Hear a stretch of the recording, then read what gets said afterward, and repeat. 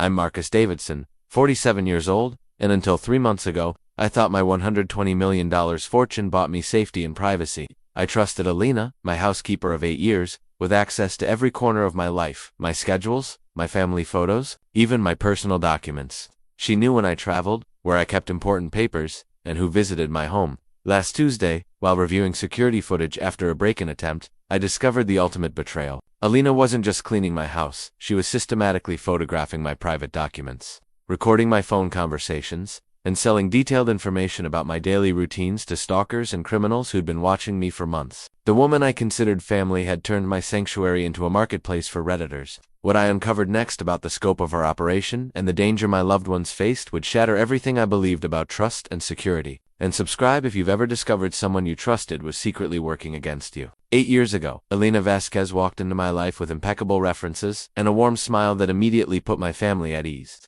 Her application was pristine. Previous employers raved about her reliability, her attention to detail, and, most importantly, her discretion.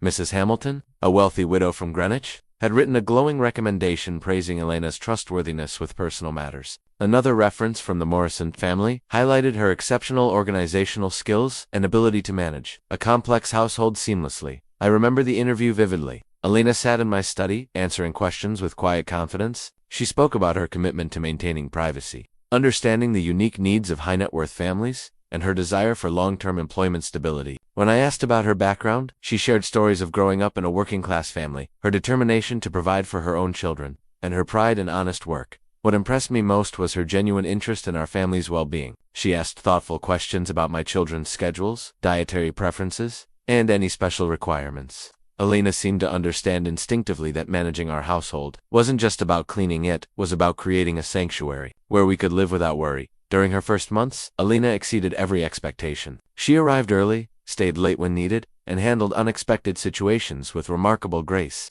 When my daughter came home sick from school, Elena was there with soup and comfort. When important business associates visited, she ensured every detail was perfect without being intrusive. She became invisible in the best possible way, anticipated needs, solved problems before they arose, and maintained the smooth operation of our home. My wife Sarah adored her. She's a godsend, Sarah would say, especially after Elena helped organize my son's birthday party or managed the household during our vacation planning. Elena knew our routines better than we did. She understood when I needed quiet for important calls, when the children needed help with homework, and when Sarah was stressed about her charity work commitments. Trust built gradually but completely. Elena had access to everything: my home office where I sometimes reviewed confidential business documents, our family calendar with travel plans and personal appointments, even our safe combination for when she needed to retrieve important papers during our absences. She knew which friends visited regularly, which business associates I met with privately, and the intimate details of our daily lives. Looking back now, I realize how perfectly she positioned herself.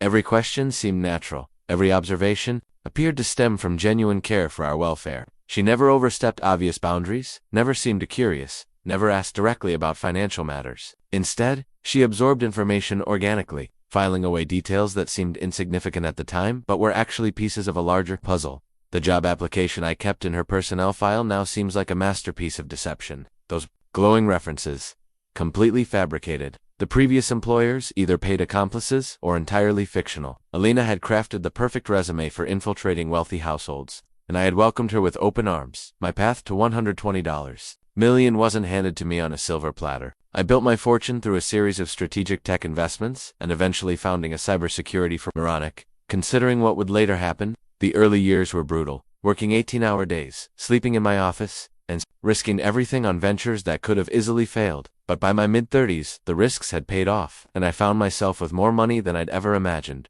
Success brought complications I hadn't anticipated. Suddenly, everyone wanted something from my investment opportunities, charitable donations, business partnerships that benefited others more than myself. More troubling were the unwanted attention and security concerns that came with visible wealth. I'd receive calls from people claiming to be long-lost relatives, strange letters addressed to my home, and occasionally, someone would show up at my gate with elaborate stories about why they deserved my help. That's when Sarah and I realized we needed professional household management. We had 2 children, Nima, now 16, and Michael, 13, and our lives had become too complex to manage alone. Between business travel, social obligations, the children's activities, and maintaining our estate, we desperately needed someone who could handle the daily operations while protecting our family's privacy. Elena became far more than an employee. She became the guardian of our personal lives. She knew that Emma was struggling with anxiety about college applications, and that Michael had been having trouble with bullies at school. When photographers tried to take pictures of the children during a school event, Elena was the one who called security and ensured their protection. She understood that our wealth made us targets and seemed genuinely committed to shielding us from that reality. Our family photo collection tells the story of Elena's integration into our lives. In early pictures, she's barely visible in the background, maintaining professional distance. But gradually, she appears more frequently, helping at birthday parties, joining family game nights, even traveling with us on vacation to help manage the children's schedules. Sarah insisted Elena be included in our holiday photos, saying she was part of the family. Elena had access to moments that revealed our vulnerabilities. She was there when I received devastating news about a failed business deal, witnessed Sarah's tears during a difficult period with her mother's illness, and comforted the children when they were scared or upset. She saw us at our worst and best, during private celebrations and personal crises, when we were strong and when we were broken. I trusted her with information that could have destroyed my business relationships. She overheard confidential phone calls about pending acquisitions, saw documents related to major investments, and knew about family financial matters that even some relatives didn't understand. Elena understood the layout of our financial life, which accounts held what amounts when major transactions occurred, and how our wealth was structured and protected. The children confided in Elena about things they wouldn't tell Sarah or me. She knew about Emma's first boyfriend, Michael's struggles with mathematics, their fears about living up to expectations as rich kids, and their dreams for the future. Elena offered advice, kept their secrets, and provided the kind of stable, adult presence that busy, successful parents sometimes struggle to maintain. During business trips, Elena essentially ran our household. She coordinated maintenance work, managed the children's schedules, handled unexpected situations, and maintained communication with Sarah and me about everything happening at home. We relied on her judgment completely, trusting her to make decisions that affected our family's daily life and long-term well-being. What I didn't realize was that every intimate detail, every vulnerable moment, every piece of personal information was being cataloged and commodified. The family photos Elena appeared in weren't just memories, they were evidence of her access to our private world. The first warning sign should have been obvious, but I was too trusting to recognize it. About 2 years ago, I noticed Elena asking more detailed questions about my business schedule. Not unusual requests for coordinating household management, but specific inquiries about meeting locations, client names, and project timelines that seemed beyond what she needed to know. "Will you be working late with the Peterson Industries team again this week?" she'd asked while organizing my home office. "I want to make sure dinner is ready when you get home." It seemed thoughtful, caring even back. Then she'd follow up with questions about which Peterson executives would be attending, whether meetings were at their offices or ours, and how long the project might continue. Elena also became increasingly interested in our banking and financial management. She'd offer to help organize my desk after I'd been reviewing investment documents, always commenting on how complex everything looked. "You work so hard managing all these accounts," she'd say, lingering near papers I thought I'd put away securely. Sometimes I'd find documents slightly out of place, but I attributed it to her cleaning routines. The questions about our travel became more persistent and detailed. Elena would ask not just about dates we'd be away, but specific flight times, hotel information, and whether we'd have security details. She claimed she needed comprehensive information to coordinate with our travel agent and ensure the house was properly maintained in our absence. I appreciated her thoroughness, never suspecting she was creating detailed intelligence reports about when we'd be most vulnerable. I started noticing Elena's unusual interest in our guests and their backgrounds. When business associates visited our home, she'd later ask casual questions about their companies, their families, and their relationships with me. She seemed particularly curious about anyone involved in my financial investments or business partnerships. Again, I interpreted this as Elena trying to better understand our social obligations and properly manage our household's hospitality requirements. There were financial anomalies I should have investigated more thoroughly. Elena's salary was generous but not extravagant, certainly not enough to explain some improvements in her lifestyle that I occasionally noticed. She'd mentioned paying for her daughter's college tuition, but also talked about helping extended family members with various expenses. Her explanations always seemed reasonable, and I respected her privacy enough not to pry into her personal financial situation. The technology questions bothered me most, though I didn't understand why at the time. Elena would ask about our security system updates, internet password changes, and new devices we'd installed around the house. She claimed she needed access to coordinate with service providers and maintain household systems efficiently. I even gave her administrative access to some accounts, thinking it would help her manage our increasingly complex technological needs. Elena's curiosity about the children's activities and schedules intensified beyond normal household management requirements. She wanted detailed information about their friends, their school events, their after-school activities, and their social media presence. When I questioned whether this level of detail was necessary, Elena explained that she wanted to ensure their safety and help coordinate transportation and supervision effectively. My instincts told me something was off, but I consistently rationalized away my concerns. Elena had been with us for 6 years by then, had proven herself trustworthy countless times, and had become integral to our family's functioning. Sarah loved her, the children depended on her, and I couldn't imagine managing our household without her support. The biggest red flag was Elena's reaction when I mentioned potentially upgrading our home security system. She seemed unusually concerned about changes that might affect her access or alter routines she'd established. She asked detailed questions about new cameras, monitoring systems, and whether her existing access codes would change. Her nervousness seemed disproportionate to normal household adjustment concerns. I wish I'd trusted those instincts. Every ignored warning sign represents a missed opportunity to protect my family from the betrayal that was systematically being planned and executed right under our roof. The break-in attempt happened on a Tuesday night in March, while Sarah and I were attending a charity gala downtown. Emma was at a sleepover, Michael was staying at his friend's house, and Elena had left for the evening after finishing her usual duties. At least, that's what I thought at the time.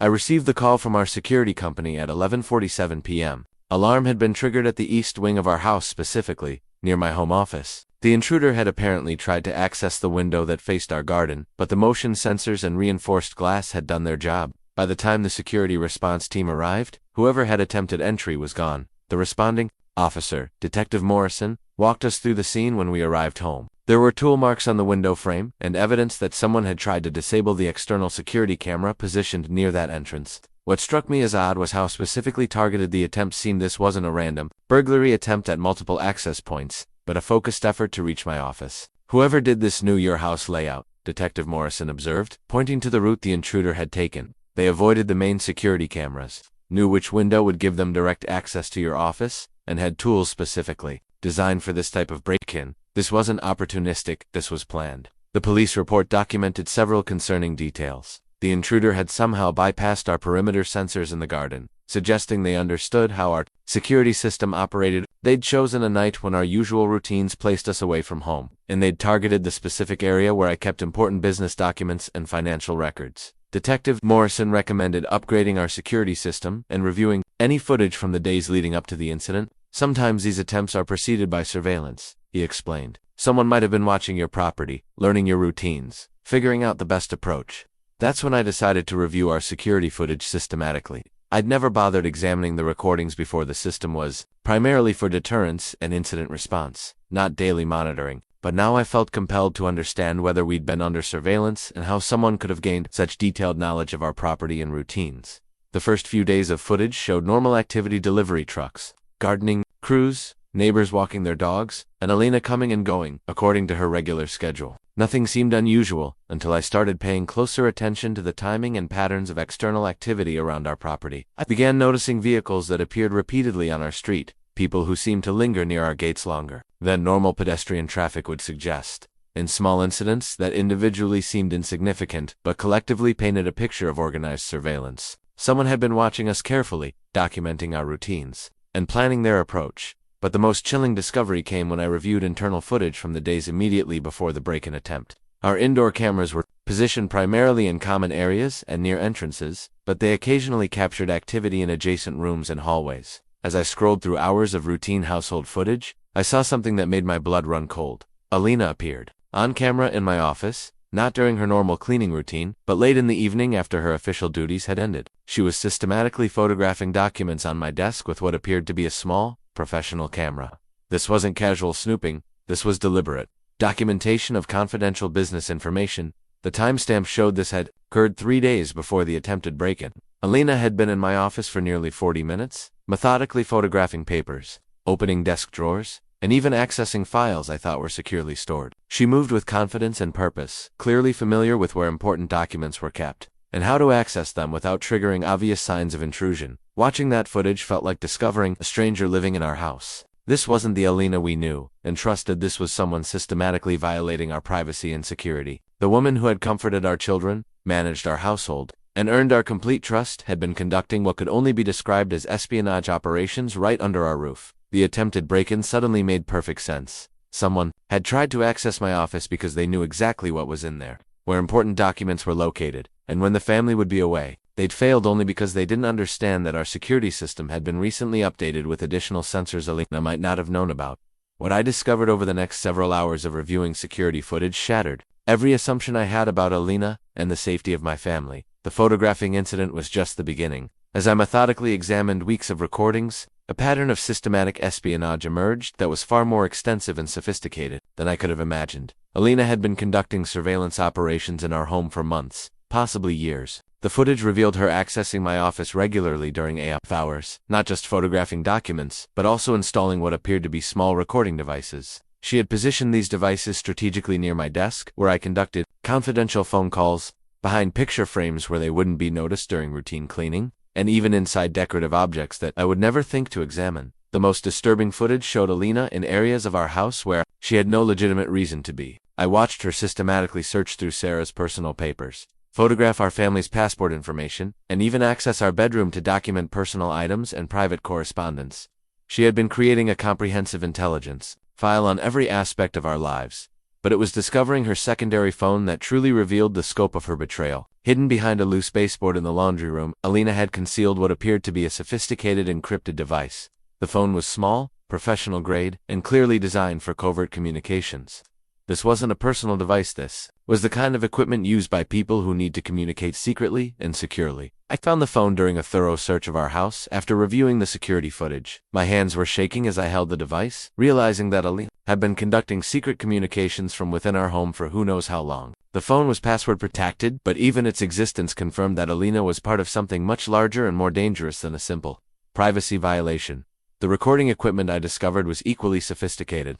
Elena had installed tiny digital recorders in multiple locations throughout our house, devices so small and well concealed that they would never be found during routine cleaning or maintenance. These weren't cheap gadgets purchased at an electronics store. They were professional-grade surveillance equipment that required technical knowledge to install and operate effectively. I found recorders in my office, our kitchen where family conversations occurred, the living room where we entertained guests, and even near the children's bedrooms. Elena had been systematically documenting our private conversations, family discussions, business calls, and intimate moments for an unknown period of time. Every word we'd spoken in the privacy of our own home had potentially been recorded and transmitted to unknown parties. The sophistication of Elena's operation became clear as I discovered more evidence. She had created detailed floor plans of our house, including information about security system locations, camera blind spots, and access points that would be valuable to anyone planning to enter our property. These weren't casual sketches, they were professional blueprints that could be used by criminals or stalkers to plan attacks or intrusions. Elena had also been systematically photographing our personal belongings, jewelry, artwork, electronics, and other valuable items. The images were cataloged with remarkable detail, including serial numbers, estimated values, and locations within our house. This appeared to be intelligence for potential theft operations, providing criminals with exact information about what we owned and where they could find it. But perhaps most chilling was discovering that Elena had been documenting our daily routines. With military-like precision, she had created detailed schedules of when family members came and went, where we traveled, who visited our home, and even when we were most vulnerable. This information would be invaluable to anyone planning to harm us, kidnap family members, or exploit our predictable patterns. The evidence I uncovered revealed that Elena hadn't just violated our trust, she had systematically compromised our security and safety over an extended period. Every intimate detail of our lives had been documented, recorded, and presumably transmitted to unknown parties who now possessed enough information to destroy us financially, emotionally, or physically. I realized that the attempted break had failed not because of luck, but because Elena's criminal associates had incomplete information about our recently upgraded security system. They had tried to execute a plan based on Elena's intelligence, but they hadn't accounted for changes we'd made without her knowledge. Sitting in my office, surrounded by evidence of Elena's betrayal, I felt physically ill. This woman had been in our home for 8 years, had held our children when they cried, had comforted us during difficult times, and had earned our complete trust. But she had actually been conducting a sophisticated espionage operation that had turned our sanctuary into a marketplace for criminals and predators. The magnitude of Elena's betrayal required professional help beyond what local police could provide. This wasn't just a privacy violation or employee theft. This was organized criminal activity that threatened my family's safety and required specialized expertise to fully understand and address. I needed investigators who dealt with corporate espionage, identity theft, and organized crime. I contacted Harrison and Associates, a private investigation firm that specialized in cases involving high-net-worth individuals and sophisticated criminal operations. James Harrison had been recommended by my attorney as someone who understood both the legal complexities and security implications of cases like mine. His firm had experience with corporate espionage, organized crime investigations, and protecting wealthy families from various threats. Harrison arrived at our house within hours of my call, bringing a team of specialists including a digital forensics expert and a security analyst. He immediately secured the evidence I'd discovered and began expanding the investigation beyond what I could accomplish alone. His first observation was that Elena's operation showed hallmarks of organized criminal activity rather than individual opportunism. This level of sophistication suggests Elena was working with a network, Harrison explained as his team examined the recording equipment and encrypted phone. The technology she used, the systematic approach to intelligence gathering, and the professional quality of her documentation indicate she had training and support from people with experience in corporate espionage or criminal surveillance operations. The digital forensics analysis revealed that Elena's encrypted phone contained communications with multiple unknown parties, coded references to various wealthy targets, and evidence of financial transactions that were clearly payment for information services. While we couldn't immediately decrypt all the communications, the volume and frequency of messages indicated Elena was part of an active criminal network that traded in personal information about wealthy individuals. Harrison's investigation quickly revealed that Elena Vasquez was not her real name. The identity she'd used to gain employment with our family was carefully constructed using legitimate identity documents that had been obtained through sophisticated identity theft operations. Her real name was Elena Kotov, and she had connections to organized crime groups that specialized in targeting wealthy families through domestic infiltration. The background check Harrison conducted revealed Elena's actual criminal history, which included previous arrests for identity theft, fraud, and conspiracy charges related to organized crime activities. The references she'd provided during her job application were completely fabricated, created by accomplices who specialized in providing false employment histories for criminal operatives seeking to infiltrate wealthy households. Most disturbing was learning that Elena was part of a larger network that had successfully placed operatives in multiple wealthy households across the region. Harrison discovered that several other families had experienced similar infiltrations, though most victims were unaware that their trusted household employees were actually criminal operatives, systematically documenting their private lives and vulnerabilities. The investigation revealed that Elena's network operated like a sophisticated business, with different specialists handling various aspects of the operation. Some individuals focused on creating false identities and employment histories, others specialized in recruiting and training operatives like Elena, and still others managed the distribution and sale of stolen personal information to various criminal enterprises. Harrison explained that Elena's operation represented a new evolution in organized crime that specifically targeted wealthy individuals through long-term domestic infiltration. Traditional criminals focused on quick scores break into houses, stealing cars, committing robberies, he said, but this network has developed a much more sophisticated approach that generates ongoing revenue streams by systematically compromising wealthy families over extended periods. The financial analysis revealed that Elena had been receiving regular payments that far exceeded what she could earn through legitimate employment. Bank records showed deposits from multiple sources, suggesting she was simultaneously gathering information from several wealthy families and selling that intelligence to various criminal enterprises that specialized in different types of exploitation. Harrison's team discovered that the information Elena had gathered about our family was being sold to multiple criminal enterprises, including identity theft rings, burglary, crews, stalkers, and even more dangerous criminals who specialized in kidnapping and extortion. Our personal information had become a commodity in an underground marketplace that we never knew existed. The scope of the criminal network Elena belonged to was staggering. Harrison estimated that they had operatives placed in dozens of wealthy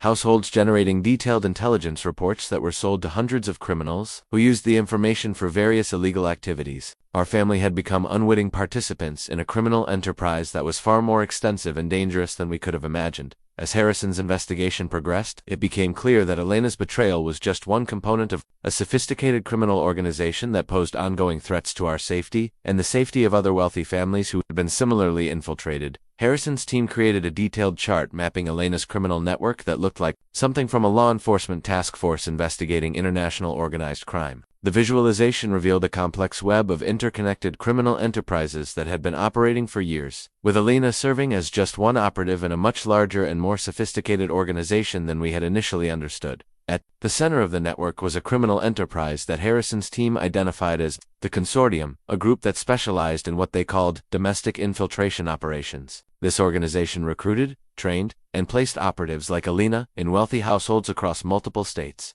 creating a systematic approach to gathering intelligence that could be sold to various criminal enterprises. The consortium operated with corporate-like efficiency, maintaining detailed records of their operatives' placements, the intelligence they gathered, and the criminal enterprises that purchased their services. Elena had been one of their most successful operatives, having maintained her cover for 8 years, while systematically documenting every aspect of our family's life and vulnerabilities. Harrison's investigation revealed that the information Elena gathered about our family was being sold to at least 12 different criminal enterprises. Identity theft rings used our personal information to create false documents and commit financial fraud. Burglary crews received detailed intelligence about our valuable possessions, security systems, and daily routines. Stalkers purchased information about our travel schedules, family relationships, and personal habits. But the most disturbing discovery was that more dangerous criminals had also purchased information about our family. Harrison found evidence that kidnapping specialists had received detailed reports about our children's schedules, their transportation routines, and when they were most vulnerable. Extortion specialists had obtained comprehensive information about our business relationships, financial vulnerabilities, and personal secrets that could be used to threaten or blackmail us. The criminal network chart showed how information flowed from operatives like Elena through a sophisticated distribution system that categorized and sold intelligence based on criminal specialty. Our family's personal information had been packaged and distributed like a commercial product, with different aspects of our lives being sold to criminals who specialized in exploiting specific vulnerabilities. Elena's encrypted communications revealed the cold, business-like nature of how our personal information was being traded. She referred to our family members by code names, documented our vulnerabilities in clinical terms, and provided regular updates about changes in our routines or security measures. Reading these communications felt like discovering that someone had been writing a detailed operations manual for criminals planning to harm us. The financial analysis revealed that Elena had earned over $200,000 during her 8 years with our family, not from her salary, but from selling our personal information to various criminal enterprises. She had been systematically monetizing every intimate detail of our lives, turning our trust and vulnerability into a lucrative criminal enterprise. Harrison discovered that the consortium maintained detailed profiles of wealthy families across the region, with operatives like Elena providing ongoing intelligence updates that kept these profiles current and valuable. Our family's profile was comprehensive, including financial information, business relationships, family dynamics, security measures, travel patterns, and personal secrets that could be exploited by various criminal enterprises. The network had also developed sophisticated methods for maintaining their operatives' cover identities and providing ongoing support for long-term infiltration operations. Elena had received regular training updates, new surveillance equipment, and even legal support when necessary to maintain her position within our household.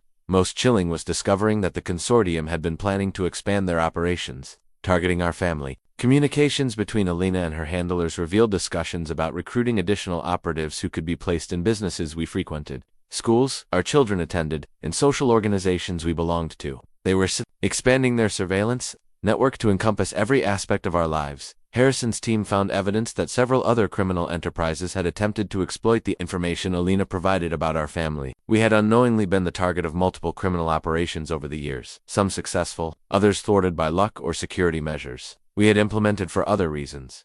The investigation revealed that Elena's network had been responsible for numerous crimes affecting wealthy families across the region. Identity theft, burglary, stalking, fraud, and even violent crimes had been facilitated by intelligence gathered through domestic infiltration operations, similar to what Elena had conducted in our household. As Harrison presented the complete picture of the criminal network that had infiltrated our lives, I realized that Elena's betrayal was just one component of a sophisticated criminal enterprise that posed ongoing threats, not just to our family, but to hundreds of other wealthy individuals who had unknowingly become targets of this systematic approach to organized crime. The chart Harrison's team created looked like a map of a terrorist organization, with Elena's position showing how she had provided intelligence that enabled dozens of other criminals to plan and execute operations targeting our family and others like us. Harrison's investigation revealed that our family was not Elena's only target. The criminal network had been systematically infiltrating wealthy households across the region, and Elena had been simultaneously gathering intelligence from multiple families while maintaining her position in our household. The scope of victimization was staggering and deeply personal. Through Elena's communications and financial records, Harrison identified at least 6 other families that had been targeted by Elena specifically, along with dozens more that had been infiltrated by other operatives. Working for the consortium, each family represented years of systematic intelligence gathering, with their most intimate details being documented and sold to various criminal enterprises. The Patterson family, who owned a chain of luxury car dealerships, had employed Elena as a part-time organizer for their social events. For 3 years, she had been documenting their business operations, family relationships, and personal vulnerabilities. The Pattersons had recently experienced a series of random burglaries that Harrison now realized were anything but random. They were precisely planned operations based on Elena's intelligence. Elena had also worked for the Morrison family, wealthy real estate developers who had trusted her with managing their vacation properties. She had systematically documented their travel schedules, property locations, and security systems. The Morrisons had been victims of identity theft and financial fraud that Harrison traced directly to information Elena had provided to criminal enterprises. Most disturbing was discovering that Elena had been gathering intelligence about the Wellington family's teenage daughter, providing detailed information about her school schedule, social activities, and personal relationships to criminals who specialized in stalking and exploitation. The family had been dealing with an escalating stalking situation that they thought was random but was actually based on Elena's systematic intelligence gathering. The documents Harrison recovered from Elena's network revealed planning materials that made my blood run cold. Detailed surveillance plans targeting our family had been distributed to multiple criminal enterprises, with specific instructions about when and how to approach us for various criminal activities. These weren't general criminal plans, they were personalized operation guides based on Elena's intimate knowledge of our lives. One particularly chilling document outlined a kidnapping plan targeting our son Michael. The plan included detailed information about his school schedule, transportation routines, and times when he was most vulnerable. It referenced Elena's intelligence about our family's likely response to various threats and suggested strategies for maximizing the psychological impact of an abduction. Another document detailed an extortion scheme that would have used Elena's recordings of our private family conversations to blackmail us into compliance with criminal demands. The plan suggested that our desire to protect our children from embarrassment and trauma would make us particularly vulnerable to threats involving public exposure of private family matters. Harrison discovered that several criminal enterprises had used Elena's intelligence to plan operations targeting our family that had been abandoned or postponed for various reasons. We had unknowingly been living under constant threat from criminals who possessed detailed knowledge of our vulnerabilities and had been planning to exploit them at optimal times. The investigation revealed that Elena's network maintained detailed timelines of our family's activities, with specific notations about when we would be most vulnerable to various criminal activities. They had been watching us like predators, studying prey, waiting for the right opportunities to strike. Evidence showed that Elena had been providing real-time updates about our family's activities to criminal enterprises that were actively planning operations against us. When we traveled, she would immediately notify criminals who specialized in residential burglary. When we had family conflicts or personal crises, she would alert extortion specialists who could exploit our emotional vulnerabilities. The breadth of criminal activity facilitated by Elena's intelligence was overwhelming. Harrison's team documented burglaries, identity theft, financial fraud, stalking, and even violent crimes that had been planned or executed using information Elena had gathered about various families. She had been an enabler of criminal enterprises that caused tremendous harm to innocent people. Harrison showed me threatening letters that had been sent to our home address, with content that referenced private family information that only Elena could have provided. The letters contained specific threats against our children that demonstrated intimate knowledge of their fears, insecurities, and daily routines. Reading these letters felt like having our family's most private vulnerabilities weaponized against us. The investigation revealed that Elena had been particularly focused on gathering intelligence that could be used to harm our children. She had documented their school schedules, social relationships, personal interests, and emotional vulnerabilities in ways that could facilitate various criminal activities targeting minors. Perhaps most disturbing was discovering that Elena had been sharing information about our family with criminals who specialized in different types of exploitation based on our changing circumstances. When our children were younger, she provided intelligence to criminals who targeted families with small children. As they grew older, she shifted her focus to criminals who exploited vulnerabilities specific to teenagers. The evidence showed that Elena's betrayal had put our family at risk for multiple criminal enterprises simultaneously, with each group possessing detailed intelligence about different aspects of our lives and vulnerabilities. We had been living in a house surrounded by predators who knew our every move, our every weakness, and our every fear. The hardest conversation of my life was telling Sarah and the children that Elena, the woman they considered family, had been systematically betraying us for years. I had to explain that someone they loved and trusted had been documenting their most private moments and selling that information to criminals who wanted to harm us. Sarah's single quotes' reaction was devastating to witness. She collapsed into our kitchen chair, her face cycling through disbelief, rage, and heartbreak as I showed her the evidence Harrison had compiled. She held Emma when she had nightmares, Sarah whispered, tears streaming down her face. She knew about Michael's fears, his insecurities. How could she use that against him? Emma, now 16, became hysterical when I explained that Elena had been providing detailed information about her daily routines to stalkers and potential kidnappers. The teenager who had confided her deepest secrets to Elena now realized that every intimate detail had been documented and potentially shared with dangerous people who meant her harm. Michael, 13 and still trusting in ways that broke my heart, couldn't understand why Elena would want to hurt our family, but she helped me with my homework, he kept repeating. She brought me soup when I was sick. She said she loved us. I had to explain that Elena's care had been performed, that her affection had been a manipulation designed to gain access to information that could be used against us. The threatening letters that had been sent to our home became even more sinister when viewed through the lens of Elena's betrayal. The content referenced private family information that demonstrated intimate knowledge of our fears and vulnerabilities. One letter specifically mentioned Michael's anxiety about starting high school, information that only Elena could have provided to whoever had sent the threats. Harrison recommended immediate security, measures that transformed our home into something resembling a fortress. We installed additional cameras, upgraded our alarm system, hired private security guards, and implemented protocols that restricted access to our property. The children could no longer walk to friends' houses, participate in unsupervised activities, or maintain the normal teenage independence they had previously enjoyed. Elena's reaction to our increased security measures confirmed our worst fears about her criminal involvement. Instead of showing concern for our family's safety or curiosity about why we were implementing new protections, she became visibly agitated about changes that might affect her access or alter routines she had established. When I told Elena that we were upgrading our security system and would need to change access codes and protocols, she immediately began asking detailed questions about the new measures. Her concerns seemed focused on understanding how the changes might impact her ability to gather intelligence rather than showing genuine worry about our family's well-being. Elena's behavior became increasingly erratic as our security measures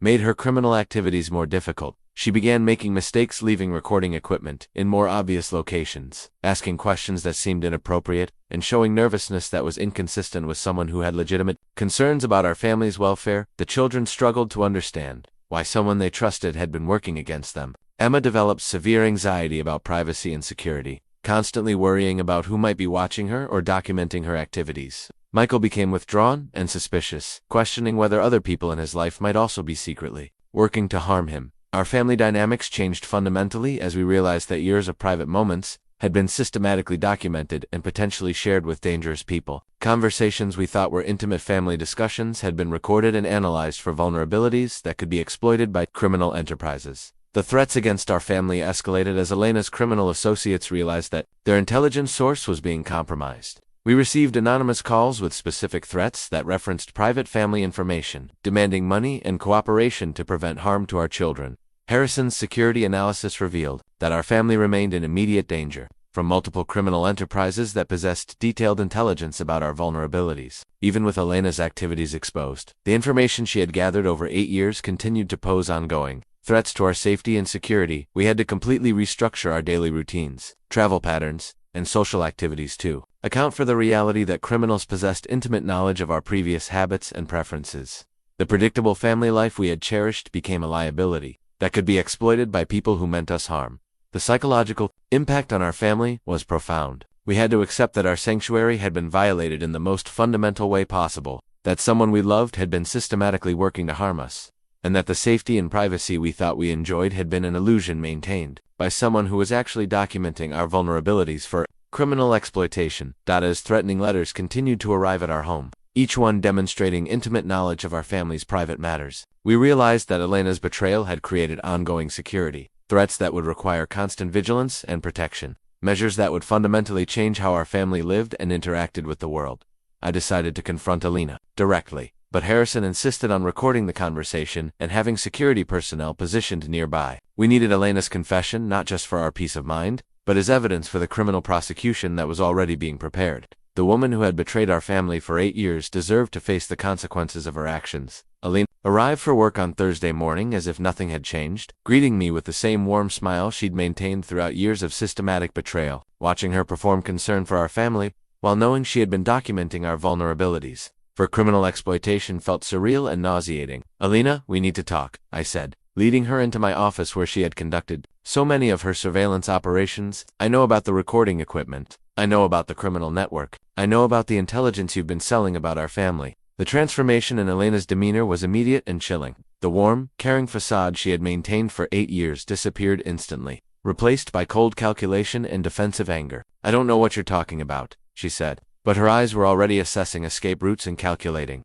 how much evidence we might possess. I showed her the security footage of her photographing documents in my office, the hidden recording equipment we'd discovered throughout our house, and the encrypted phone she'd concealed in the laundry room. Elena's attempts at denial became increasingly desperate as the evidence mounted, until finally she abandoned pretense entirely. "You have no idea what you're dealing with," Elena said, her voice taking on a tone I'd never heard before, hard, professional, and completely devoid of the warmth she'd shown our family. "This is bigger than you understand, and you're making a mistake by interfering with operations that don't concern you." The audio recording captured Elena's detailed confession as she attempted to justify her actions and minimize the harm she had caused. She claimed that gathering intelligence about wealthy families was a legitimate business activity, that she had never intended for anyone to be physically harmed, and that our family's wealth made us appropriate targets for the services she provided. "Rich people like you live in a bubble," Elena continued, seeming to relish the opportunity to express resentment she had apparently harbored throughout her employment with us. "You have everything handed to you while people like me struggle to survive. Taking information from you isn't stealing. It's redistributing resources from people who have too much to people who have nothing." Elena's justification for endangering our children was particularly cold and calculated. She claimed that documenting their routines and vulnerabilities was simply security consulting, and that she had never provided information that would directly facilitate kidnapping or physical harm.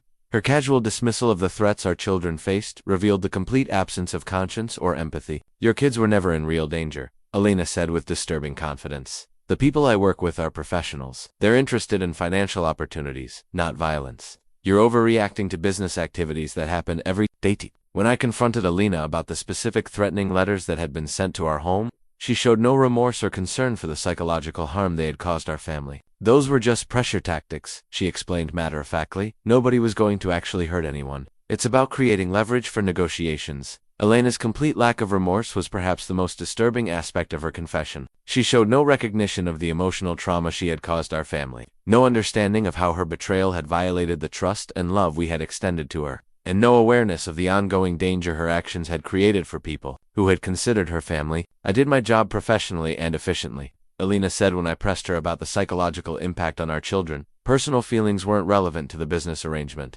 You employed me to manage your household, and I used that position to generate additional income through information services.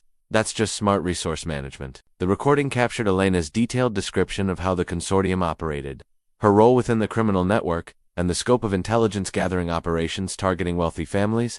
She seemed almost proud of the systematic approach they had developed for infiltrating households and monetizing private information. Elena revealed that she had been specifically recruited for our household because of my cybersecurity business background. The consortium had identified my company as a valuable target for corporate espionage, and Elena's placement in our home was designed to provide access to business information as well as personal intelligence that could be exploited for various criminal purposes. "You think you're so smart with your security company," Elena taunted as the conversation continued, "but you never suspected that your housekeeper was gathering more valuable intelligence than your business competitors could ever obtain through traditional corporate espionage. I had access to everything: your business plans, your client information, your financial strategies." The most chilling aspect of Elena's confession was her casual mention of future operations that had been planned, targeting our family. She referenced kidnapping plans, extortion schemes, and other criminal activities as if they were routine business operations rather than serious crimes that could have destroyed our lives. As security personnel prepared to escort Elena from our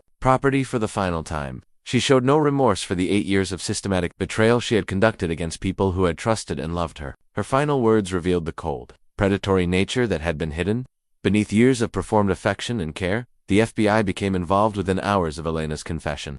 The criminal network she was part of crossed state lines, involved multiple jurisdictions, and represented the kind of sophisticated organized crime that required federal resources to prosecute effectively. Agent Sarah Martinez, who specialized in organized crime cases involving wealthy targets, took control of the investigation. The FBI case file that Agent Martinez showed me was staggering in its scope and complexity. Elena's network had been under investigation for months as part of a larger operation targeting organized crime groups that specialized in exploiting wealthy individuals. Our case provided the breakthrough evidence they needed to move forward with prosecutions. Elena was arrested on charges including conspiracy, identity theft, wire fraud, money laundering, and violation of federal wiretapping laws. But her arrest was just the beginning of a legal process that would take years to resolve and expose us to ongoing dangers from criminal associates who remained at large. The complexity of the case meant that Elena's criminal network had time to respond to her arrest by eliminating evidence, intimidating witnesses, and escalating threats against our family. Agent Martinez warned us that cooperation with federal prosecution would make us targets for retaliation from criminals who wanted to prevent Elena from providing testimony that could implicate them. Federal prosecutors explained that Elena's case was being used as leverage to pressure her into cooperation with broader investigations targeting the consortium and related criminal enterprises. Her detailed knowledge of operations, financial structures, and criminal associates made her valuable as a witness, but only if she could be convinced to testify against people who had significant resources and motivation to silence her. The legal proceedings revealed the sophisticated money laundering operations that had allowed Elena and her criminal associates to profit from their intelligence-gathering activities. Bank records showed complex financial networks designed to obscure the sources and destinations of payments for stolen information, making prosecution challenging and time-consuming. Elena's defense strategy focused on minimizing her role within the criminal network and portraying herself as a victim of circumstances rather than a willing participant in organized crime. Her lawyers argued that she had been coerced into cooperation by criminal associates who threatened her family, and that her actions were motivated by fear rather than greed. The defense team's attempts to discredit our family and justify Elena's actions were particularly painful to endure. They portrayed us as privileged, out-of-touch wealthy people who had no understanding of the economic pressures that drove Elena to criminal activity. They suggested that our wealth made us appropriate targets for the services Elena had provided. Federal prosecutors countered by demonstrating the systematic, professional nature of Elena's criminal activities and the extensive harm her actions had caused to multiple families. The evidence showed that Elena had been a willing and enthusiastic participant in criminal enterprises that had generated substantial profits for her over many years. The ongoing investigation revealed that Elena's arrest had disrupted but not eliminated the criminal network that had infiltrated our lives. Other operatives remained in place in wealthy households, continuing to gather intelligence and coordinate with criminal enterprises that posed ongoing threats to our family and others. Agent Martinez explained that prosecuting organized crime cases required patience and persistence, as criminals used sophisticated legal strategies to delay proceedings, intimidate witnesses, and create reasonable doubt about their activities. Elena's case would likely take years to resolve, during which time we would remain vulnerable to retaliation and ongoing threats. The federal investigation expanded to include dozens of other criminal associates, creating a complex legal proceeding that involved multiple defendants, jurisdictions, and criminal charges. Our family became central witnesses in a case that would determine whether this particular criminal network could be effectively dismantled and prosecuted. Elena's attempts to negotiate plea agreements in exchange for cooperation created additional legal complications. Federal prosecutors had to balance their desire for Elena's testimony against the need to ensure she faced appropriate consequences for the harm she had caused to our family and others. The legal process forced us to relive Elena's betrayal repeatedly, as we provided testimony, documentation, and evidence for various legal proceedings. Each court appearance required us to recount intimate details of how Elena had violated our trust and endangered our family, making it difficult to move forward. Emotionally, media attention surrounding the case created additional privacy and security concerns for our family. Elena's criminal network became the subject of news reports that revealed sensitive information about our family's experience, attracting unwanted attention from other criminals who might view us as attractive targets. The FBI warned us that criminal associates of Elena who remained at large had significant motivation to intimidate or harm our family. To prevent our cooperation with federal prosecution efforts, we required ongoing security protection and had to maintain constant vigilance about potential threats from people who viewed our testimony as threatening to their criminal enterprises. As the legal warfare continued, it became clear that seeking justice for Elena's betrayal would require years of legal proceedings, ongoing security risks, and constant involvement in a criminal justice system that moved slowly while the threats against our family remained immediate and dangerous. Preparing for Elena's trial meant organizing 8 years of systematic betrayal into a coherent, legal narrative that would demonstrate the scope and impact of her criminal activities. The evidence catalog that federal prosecutors compiled filled multiple filing cabinets and included thousands of documents, recordings, photographs, and digital files that Elena had stolen from our family. The prosecution team, led by Assistant U.S. Attorney Michael Reeves, explained that Elena's case had become a landmark prosecution for domestic infiltration crimes targeting wealthy families. The evidence we had gathered, combined with Elena's recorded confession, provided prosecutors with an opportunity to establish legal precedents for this type of organized criminal activity. Our family had to provide detailed victim impact statements that documented not just the financial harm Elena had caused, but the psychological trauma, ongoing security concerns, and fundamental changes to our way of life that resulted from her systematic betrayal. Writing these statements forced us to confront the full scope of how Elena's actions had damaged our family. Emma's victim impact statement was particularly heartbreaking to read. She described how Elena's betrayal had destroyed her ability to trust adults, create an ongoing anxiety about privacy and security, and forced her to question whether other people in her life might be secretly documenting her vulnerabilities for criminal exploitation. Michael's statement focused on the confusion and fear he experienced when learning that someone he loved had been working to harm him. He wrote about nightmares involving strangers who knew intimate details about his fears and insecurities, and his struggle to understand why Elena would want to help people who might hurt his family. Sarah's victim impact statement detailed the violation she felt, knowing that Elena had been systematically documenting our family's most private moments and selling that information to criminals. She described the ongoing anxiety about whether other household employees might be conducting similar operations against our family. The prosecution's case strategy involved demonstrating that Elena's activities represented a sophisticated criminal enterprise rather than opportunistic individual crimes. They needed to show the systematic nature of her intelligence gathering, her connections to organized criminal networks, and the ongoing harm her actions had caused to multiple families. Elena's defense team pursued a strategy that portrayed her as a victim of economic circumstances who had been manipulated by more sophisticated criminals. They argued that her actions were motivated by desperation rather than criminal intent, and that she had been unaware of how the information she gathered would be used by criminal associates. The defense's attempts to minimize Elena's criminal responsibility required detailed preparation to counter their narrative with evidence of her willing participation in criminal activities. Prosecutors had to demonstrate Elena's knowledge of the criminal nature of her activities and her enthusiastic cooperation with criminal associates over many years. Media attention surrounding the trial created additional complications for our family. Elena's case had attracted national attention as an example of new criminal methods targeting wealthy individuals, and reporters wanted interviews, background information, and access to family members who had been affected by her betrayal. Prosecution team warned us that Elena's criminal associates might attempt to influence the trial through intimidation, evidence tampering, or other criminal activities designed to prevent successful prosecution. We had to maintain constant security awareness and report any suspicious activities that might represent attempts to interfere with legal proceedings. Preparing testimony required reliving 8 years of Elena's systematic betrayal in excruciating detail. Prosecutors needed specific examples of how Elena had gathered intelligence when she had accessed confidential information, and how her criminal activities had escalated over time to demonstrate the pattern of criminal behavior. The evidence catalog included recordings of private family conversations that Elena had captured and transmitted to criminal associates. Listening to these recordings during trial preparation was emotionally devastating, as we heard intimate family moments being analyzed for criminal exploitation opportunities. Federal prosecutors explained that Elena's trial would likely be followed by additional prosecutions targeting other members of the consortium and criminal enterprises that had purchased intelligence from domestic infiltration operations. Our testimony would be crucial for establishing the broader criminal network's activities and demonstrating the harm caused by these sophisticated criminal operations. The complexity of Elena's case meant that trial preparation took nearly a year, during which time our family remained under security protection and continued to receive threats from criminal associates who wanted to prevent our cooperation with federal prosecution efforts. As the trial date approached, prosecutors expressed confidence that the evidence against Elena was overwhelming, but warned that criminal trials involving organized crime could be unpredictable. Elena's criminal associates had significant resources and motivation to influence the proceedings, and we needed to prepare for various attempts to discredit our testimony or minimize Elena's criminal responsibility.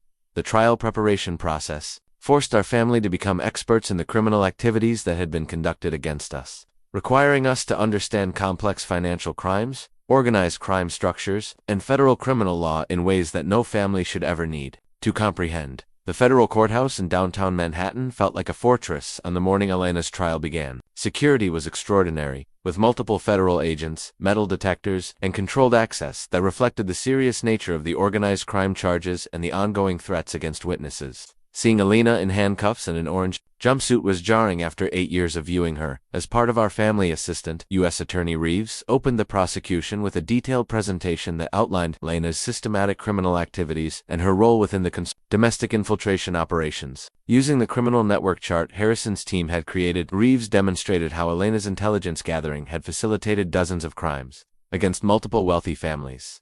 The court transcript captured Elena's defense attorney's opening, a statement which portrayed her as a desperate woman driven to criminal activity by economic circumstances beyond her control. Defense counsel argued that Elena had been manipulated by sophisticated criminals who exploited her financial vulnerabilities and family obligations to coerce her. Cooperation. Elena's demeanor during the trial proceedings was dramatically different from the warm, caring person our family had known for 8 years. She appeared cold, calculating, and defiant, showing no remorse for the harm she had caused or recognition of the trust she had violated. The transformation was so complete that she seemed like a different person entirely. The prosecution's presentation of evidence was methodical and devastating. Reeves introduced hundreds of documents, recordings, and photographs that Elena had stolen from our family, demonstrating the systematic nature of her intelligence gathering and the professional quality of her criminal operations. My testimony lasted 2 full days and required me to recount 8 years of Elena's systematic betrayal in excruciating detail. I explained how Elena had gained our trust, accessed confidential information, and documented our family's vulnerabilities for criminal exploitation. The defense's cross-examination was aggressive and personal, attempting to portray our family as naive and privileged. Sarah's testimony was particularly emotional, as she described the violation she felt knowing that Elena had been systematically documenting our family's most private moments. She explained how Elena's betrayal had destroyed her ability to trust household employees and created ongoing anxiety about the safety and privacy of our children. The children's testimony was heartbreaking to witness. Emma, now 17, described the nightmares and anxiety she had experienced since learning that Elena had been providing detailed information about her daily routines to potential stalkers. Michael, 14, explained his confusion about why someone he loved would want to help people who might harm his family. Elena's recorded confession played a crucial role in the prosecution's case. The audio captured her detailed description of the consortium's operations, her lack of remorse for the harm she had caused, and her casual attitude toward the criminal activities she had facilitated. Her cold professional tone contrasted sharply with the warm persona she had maintained during her employment with our family. The defense's strategy focused on minimizing Elena's role within the criminal network and portraying her as a victim of economic coercion. They argued that Elena had been unaware of how the information she gathered would be used and that she had been threatened by criminal associates who forced her cooperation. Federal agents testified about the broader investigation into the consortium and related criminal enterprises. Agent Martinez explained how Elena's case had provided crucial evidence for understanding domestic infiltration operations and prosecuting organized crime groups that targeted wealthy individuals through long-term household placement of criminal operatives. The prosecution introduced evidence of the specific crimes that had been facilitated by Elena's intelligence gathering, including burglaries, identity theft, stalking, and planned kidnapping operations. This evidence demonstrated the direct harm caused by Elena's activities and countered defense arguments that she had been unaware of the criminal implications of her actions. Elena's financial records revealed the substantial profits she had earned from selling our family's personal information. Bank statements showed regular deposits that far exceeded her legitimate salary, proving that her criminal activities had been financially motivated rather than driven by desperate economic circumstances. As her defense claimed, the testimony of other victims whose families had been infiltrated by Elena's criminal network was particularly powerful. These witnesses described similar patterns of systematic intelligence gathering, betrayal of trust, and ongoing security threats that resulted from Elena's criminal activities. Expert witnesses explained the sophisticated technology Elena had used for surveillance operations and the professional training required to conduct the kind of systematic intelligence gathering she had performed. This testimony demonstrated that Elena's activities represented organized criminal operations rather than opportunistic individual crimes. The defense's attempts to discredit our family's testimony and minimize the harm Elena had caused were unsuccessful in the face of overwhelming evidence. The systematic nature of Elena's criminal activities, her recorded confession, and the testimony of multiple victims created a compelling case for her conviction on all charges.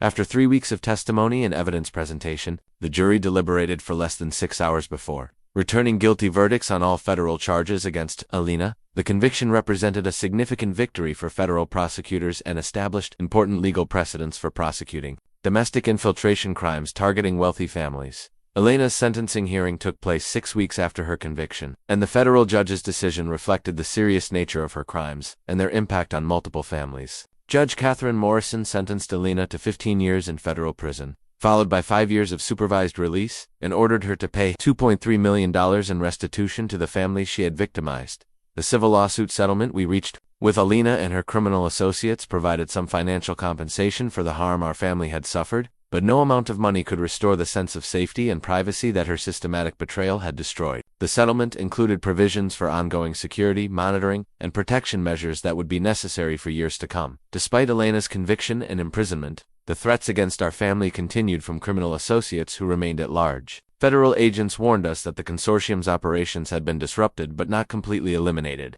and that our cooperation with prosecution efforts made us ongoing targets for retaliation from criminals who viewed our testimony as threatening to their enterprises. The financial costs of Elena's betrayal extended far beyond the direct damages she had caused. We spent hundreds of thousands of dollars on security upgrades, private investigators, legal fees, and protection measures that became necessary as a result of her criminal activities. The ongoing security requirements represented a permanent change to our lifestyle and budget. The emotional costs were even more significant. Emma struggled with severe anxiety and trust issues that required ongoing therapy and counseling. She had difficulty forming relationships with adults and constantly worried about whether people in her life might be secretly documenting her activities for criminal purposes.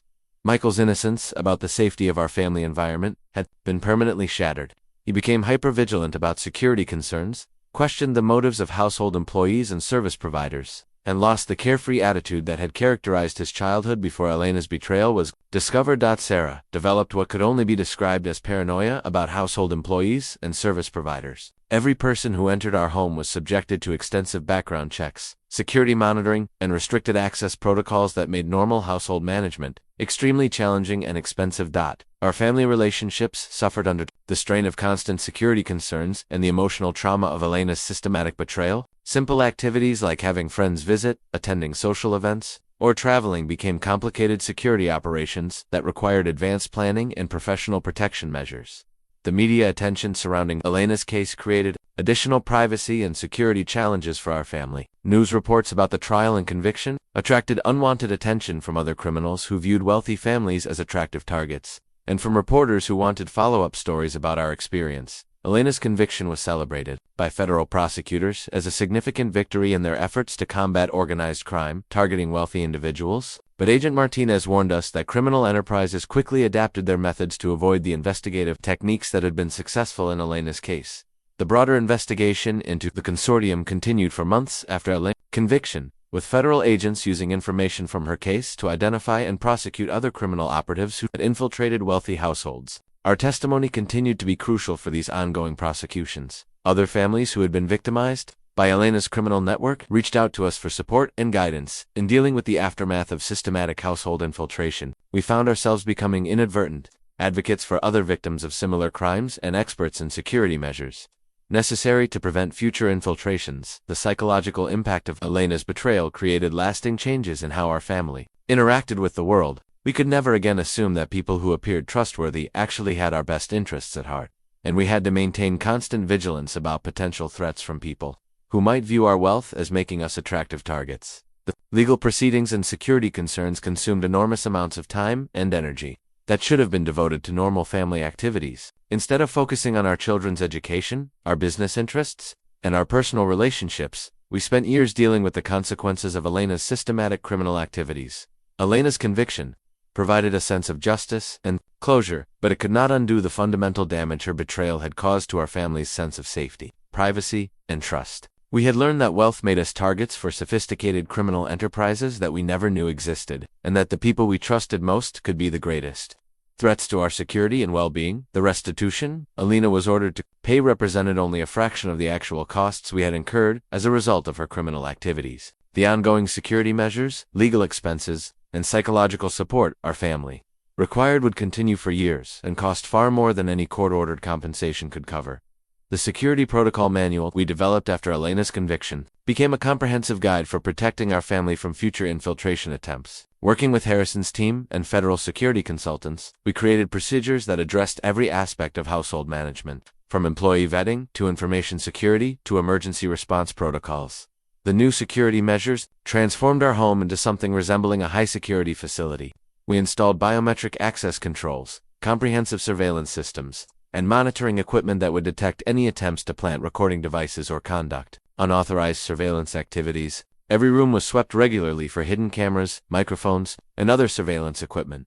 Employee vetting became an intensive process that included multiple background checks, psychological evaluations, and ongoing monitoring that would have seemed paranoid before Elena's betrayal, but now felt absolutely necessary. We required multiple independent verification of employment history, character references, and financial background for anyone seeking employment in our household. Psychological impact of implementing these security measures was significant for our family. Living in what essentially amounted to a fortress created a constant reminder of the threats we faced and the trust that had been violated. Simple activities like having household staff prepare meals or clean rooms required security protocols that made normal family life challenging, that our children struggled to adjust to the new security requirements. Emma found the constant monitoring and restricted access oppressive, while Michael became fascinated with the security equipment and procedures in ways that concerned us. Both children had to learn to live with the reality that our wealth made us targets for sophisticated criminal enterprises. The financial cost of maintaining comprehensive security was staggering. Between security personnel, technology systems, ongoing monitoring, and regular security assessments, we spent more on protection measures than most families earn in annual income. These costs represented a permanent change to our budget and lifestyle. Training household staff to operate within our new security protocols required extensive education about information security, surveillance detection, and emergency procedures. Every employee had to understand how their position could be exploited by criminal enterprises and how to identify potential infiltration attempts. We learned to compartmentalize information access so that no single employee could gain the comprehensive knowledge about our family that Elena had possessed. Different staff members had access to different aspects of our household operations, with no individual having enough information to conduct the kind of systematic intelligence gathering Elena had performed. The security assessment process revealed how vulnerable our previous lifestyle had been to infiltration and exploitation. We had unknowingly created dozens of opportunities for criminal operatives to access confidential information, document our routines, and gather intelligence that could be used for various criminal purposes. Technology became both a protection tool and a potential vulnerability. While surveillance systems and monitoring equipment helped detect threats, we also had to protect against cyber intrusions, electronic surveillance, and digital espionage that could compromise our security from remote locations. The ongoing relationship with federal law enforcement created additional security considerations. We had to maintain communication protocols with Agent Martinez and other federal officials, while protecting against potential infiltration attempts by criminal associates who wanted to monitor our cooperation with ongoing investigations. Regular security drills and emergency procedures became part of our family routine. The children learned evacuation routes, communication protocols, and security procedures that would help protect them in various threat scenarios. These preparations were necessary but created constant reminders of the dangers we faced. The social isolation that resulted from our security requirements was perhaps the most difficult aspect of rebuilding our protection measures. Spontaneous social activities, casual friendships, and normal community involvement became complicated by security concerns that limited our family's interaction with the outside world. Despite the comprehensive security measures we implemented, we could never completely eliminate the risks created by Elena's systematic intelligence gathering. The information she had provided to criminal enterprises would remain valuable for years, requiring us to maintain constant vigilance and protection measures indefinitely. Learning to feel safe, again, required accepting that complete security was impossible, but that reasonable protection measures could significantly reduce our vulnerability to future infiltration attempts. We had to find a balance between necessary security and maintaining some semblance of normal family life. The Security Protocol Manual became a living document that required regular updates as we learned about new threats, criminal methods, and protection technologies. Maintaining effective security required ongoing education, assessment, and adaptation to evolving criminal enterprises that continued to target wealthy families. The psychological support our family required to adjust to living with comprehensive security measures was as important as the physical protection systems we implemented. Learning to trust carefully while maintaining necessary vigilance required professional guidance and ongoing emotional support for all family members. The personal journal entry I wrote 6 months after Elena's sentencing captured the fundamental transformation in how I understood wealth, security, and trust. Elena's betrayal had taught me that success attracts predators in ways I had never imagined, and that the very lifestyle my hard work had created also made my family vulnerable to sophisticated criminal enterprises. Reflecting on Elena's infiltration of our household, I realized how many warning signs I had ignored or rationalized away. My desire to trust, to believe in people's inherent goodness, and to maintain normal family relationships had blinded me to obvious indicators that someone in our home was conducting criminal activities against us. The education I received about organized crime targeting wealthy individuals was sobering and eye-opening. Federal agents explained that criminal enterprises had evolved far beyond traditional burglary and theft. Operations to develop sophisticated methods for systematically exploiting wealthy families through long-term infiltration and intelligence gathering. I learned that Elena's criminal network was just one of many organizations that specialized in placing operatives in wealthy households. The domestic infiltration industry had become a profitable criminal enterprise that generated millions of dollars by systematically violating the privacy and security of successful families across the country. Understanding the psychology of criminal operatives like Elena helped me recognize how I had been manipulated. Her warmth, competence, and apparent dedication to our family's welfare were carefully calculated performances, designed to gain access to information that could be monetized through criminal networks. The realization that wealth creates vulnerability was perhaps the most important lesson Elena's betrayal taught me. Success brings visibility, resources that criminals want to exploit, and lifestyle patterns that can be studied and manipulated by people who view wealthy families as business opportunities rather than human beings, deserving of privacy and security. I had to accept that the trust I naturally extended to people was a luxury that wealthy individuals cannot afford without significant security measures. The openness and accessibility that characterized my personality and family relationships had to be balanced with vigilance and protection protocols that would have seemed paranoid before. Elena's systematic betrayal. The importance of professional boundaries became clear through painful experience. Elena's integration into our family life, while emotionally satisfying at the time, had created opportunities for intelligence gathering that would have been impossible if we had maintained appropriate professional distance with household employees. Teaching my children about security awareness without creating debilitating paranoia became one of my most important parenting challenges. They needed to understand that their family's wealth made them targets while still developing the ability to form healthy relationships and trust. Appropriate people. The business lessons from Elena's infiltration were equally important. The same wealth that made my family attractive to criminal enterprises also created responsibilities for protecting employees, business partners, and clients from potential threats. Elena's access to my business information had created vulnerabilities that extended beyond my family. I learned that security is not a destination but an ongoing process that requires constant vigilance, regular assessment, and adaptation to evolving threats. Criminal enterprises continuously develop new methods for exploiting wealthy individuals, making static security measures inadequate for long-term protection. The emotional resilience required to rebuild trust after systematic betrayal took years to develop. Elena's violation of our family's most intimate moments created lasting psychological scars that required professional support and ongoing effort to heal. Learning to trust carefully while maintaining necessary protection became a skill I never expected to need. Helping other families who had experienced similar infiltrations became an unexpected responsibility and source of meaning. Our experience with Elena's systematic betrayal provided knowledge and resources that could help other victims understand what had happened to them and how to protect themselves from future threats. The perspective on privilege and responsibility that Elena's betrayal provided was sobering. Wealth created opportunities and obligations that I had not fully understood, including the need to protect not just my own family but to contribute to broader efforts to combat criminal enterprises that targeted successful individuals. Criminal activities had taught me that privacy is not automatically protected by walls, gates, and security systems. True privacy requires understanding the value of personal information to criminal enterprises and implementing comprehensive protection measures that address both physical and informational security threats. The appreciation I developed for genuine relationships and trustworthy people was one of the few positive outcomes of Elena's betrayal. Experiencing systematic deception for 8 years helped me recognize and value authentic connections with people who genuinely cared about our family's welfare rather than viewing us as opportunities for exploitation. The new employee handbook we developed represents everything we learned from Elena's systematic betrayal. The document outlines strict protocols for household staff that balance necessary security measures with respect for employees who genuinely deserve our trust. These protocols have become a model that other wealthy families have adopted to protect themselves from similar infiltrations. 2 years after Elena's conviction, our family has learned to live with security measures that once seemed overwhelming but now feel like necessary components of responsible wealth management. The children have adapted to protection protocols while maintaining their ability to form healthy relationships and pursue their interests within appropriate safety parameters. Emma, now in college, has become an advocate for privacy rights and security awareness among young people from wealthy families. Her experience with Elena's betrayal taught her valuable lessons about trust, vulnerability, and the importance of maintaining appropriate boundaries with people who have access to personal information.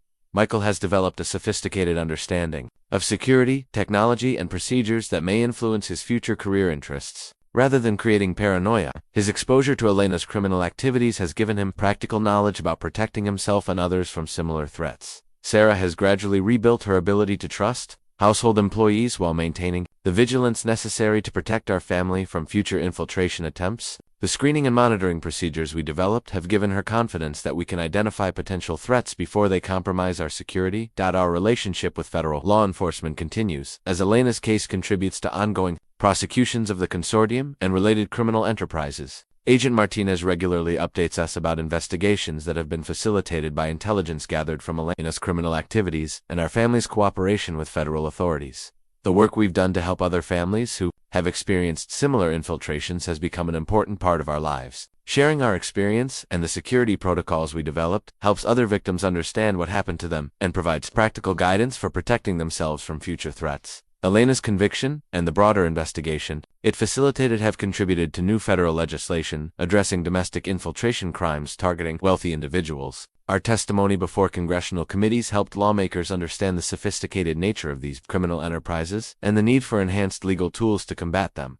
The financial recovery from civil lawsuits has helped offset some of the costs we incurred as a result of Elena's criminal activities, but the real value has been the legal precedents established for holding criminal enterprises accountable for the harm they cause to families through systematic infiltration operations. The security consulting business we established has provided services to hundreds of wealthy families who want to protect themselves from infiltration attempts similar to what Elena conducted against us. Our first-hand experience with sophisticated criminal operations gives us unique insights into effective protection measures. Despite the comprehensive security measures we maintained, our family has learned to enjoy life while remaining appropriately vigilant about potential threats. The balance between necessary protection and normal family activities took years to develop, but has allowed us to maintain the relationships and experiences that make wealth meaningful. Elena's current status in federal prison represents justice for the systematic betrayal she conducted against our family, but more importantly, her conviction has prevented her from infiltrating other households and conducting similar criminal activities against additional victims.